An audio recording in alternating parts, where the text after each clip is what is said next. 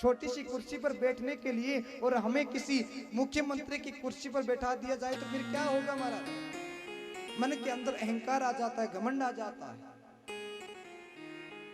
और यही इस दक्ष के साथ हुआ महाराज। पृथ्वी का राजा था, छोटा सा एक राजा, मगर देवताओं ने इसे स्वर्ग लोक में यज्ञ, विश्वंजय यज्ञ, और इसको महाराज मुखिया बना दिया, अध्यक्ष बना दिया। तो इस दक्ष को महाराज अहंकार आ गया मन में, बोले शायद मेरे अंदर कोई विशेष बात है, शायद मैं बहुत बड़ा विद्वान हूँ, ज्ञानी हूँ, इसलिए इन देवताओं ने संपूर्ण सृष्टि के अंदर मुझे सबसे बड़ा मुख्य अध्यक्ष बनाया है। अहंकार आ गया मन के अंदर महाराज।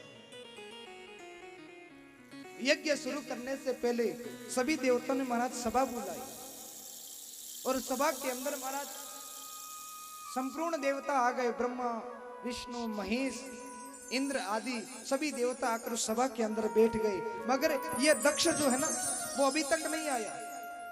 सृष्टि के सब देवता आ गए मगर दक्ष अभी तक नहीं आया। क्यों महाराज?